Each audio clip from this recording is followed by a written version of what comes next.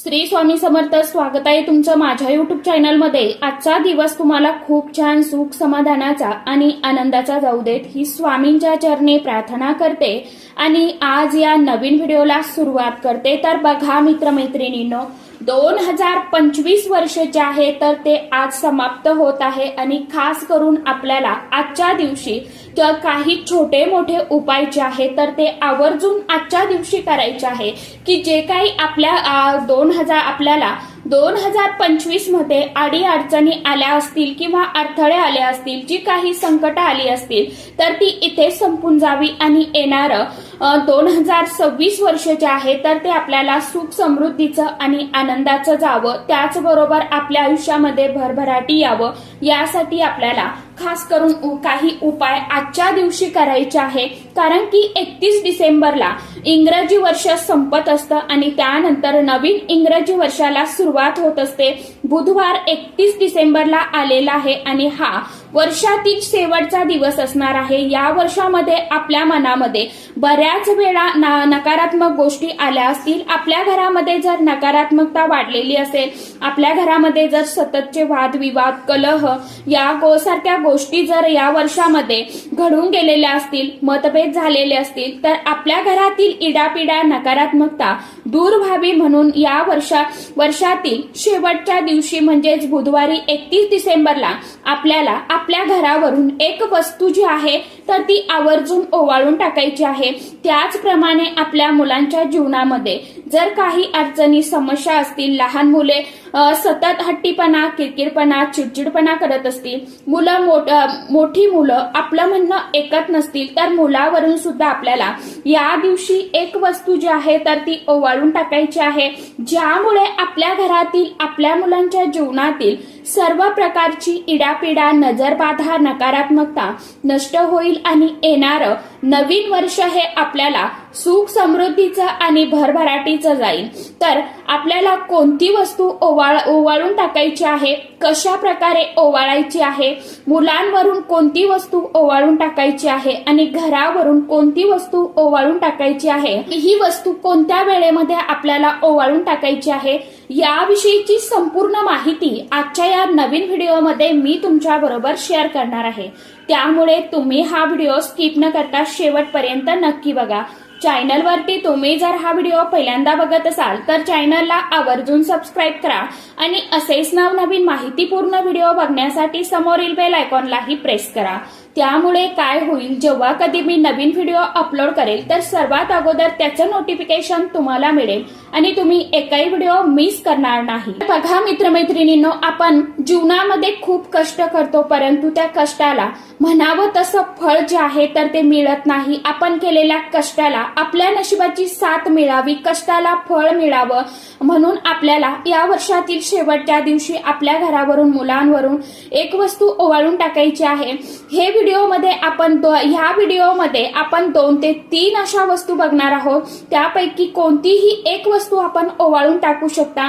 या दिवशी सायंकाळच्या वेळी तिन्ही सांजेला आपल्याला अळणी भात शिजवायचा आहे, म्हणजे मीठ न घालता भात शिजवायचा आहे. त्याचप्रमाणे हा भात थोडासा थंड झाल्यावरती त्यामध्ये आंबट दही घालायचं आहे. म्हणजेच काय तर दही भात आपल्याला मिक्स करायचा आहे. त्यानंतर आपल्या घराच्या भोवती हा दही भात जो आहे ना तर तो शिंपडायचा आहे. जर आपण गावाकडे असू तर आपल्याला हे करणं शक्य आहे, परंतु जर शहरी भागामध्ये आपल्याला घराभोवती किंवा आपल्या फ्लॅट भोवती दही भात शिंपडणं हे आपल्याला शक्य नाही, तर मग अशा वेळी हा दही भात आपल्याला एका द्रोणमध्ये, प्लेटमध्ये काढायचा आहे आणि हा जो द्रोण आहे, प्लेट आहे, तर ती आपल्या ओंजळीमध्ये घ्यायची आहे. आपल्या घराच्या ज्या भिंती आहेत तर त्या चारही भिंतींना आपल्याला आपल्या हाताचा स्पर्श करायचा आहे, टच करायचा आहे आणि हा दही भात आपण ओंजळीमध्ये घ्यायचा, त्याचा स्पर्श करायचा. त्यानंतर घराबाहेर यायचं आणि आपला जो मुख्य मेन दरवाजा आहे ना तर त्याच्या बाहेर आपल्याला उभं राहायचं आहे आणि आतील दिशेला आपल्याला तोंड करायचं आहे.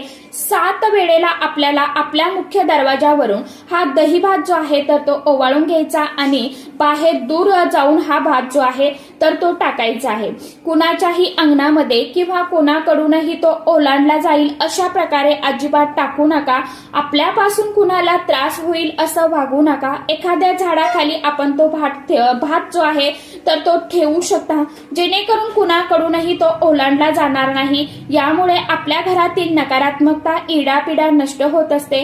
आता जर आपल्याला दही भाताचा हा उपाय करणं नाही जमलं तर मग आपल्याला एक नारळ घ्यायचा आहे आणि नारळ हा नवीन घ्यायचा आहे. नारळ न सोलता घ्यायचा आहे, म्हणजे आपल्याला नारळाची शेंडी जी आहे तर ती काढायची नाहीये.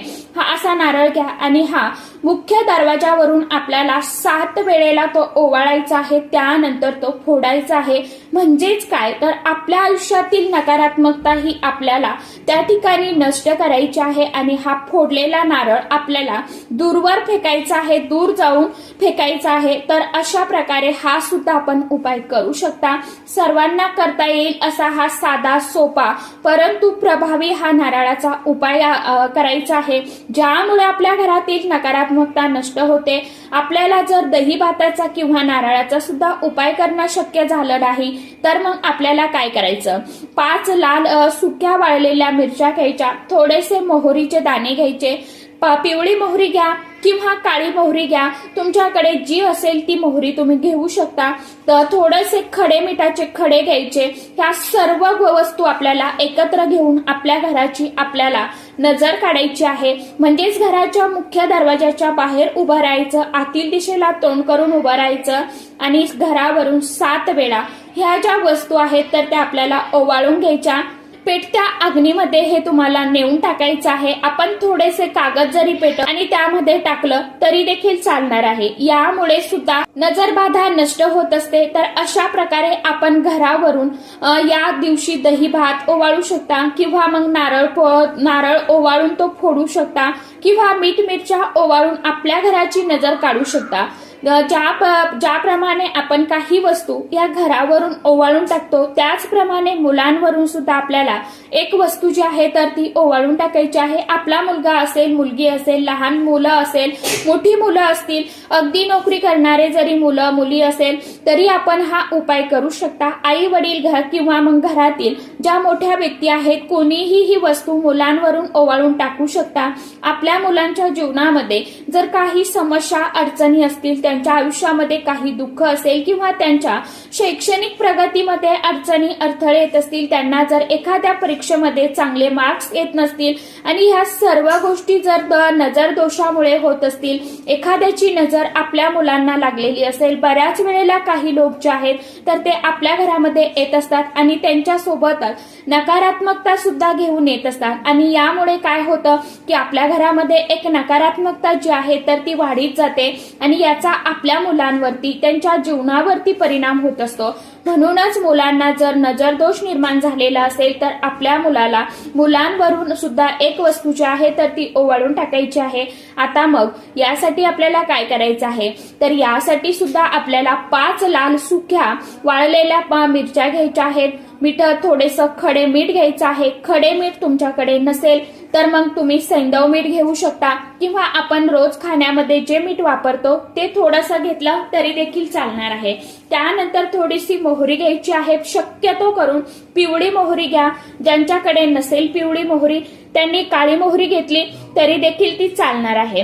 5 ते 7 मोहरीचे दाणे घेतले तरी सुद्धा चालतील आणि आपल्या मुलाला आसनावरती बसवायचं आहे. पूर्व दिशेला तोंड करून बसायला सांगायचं.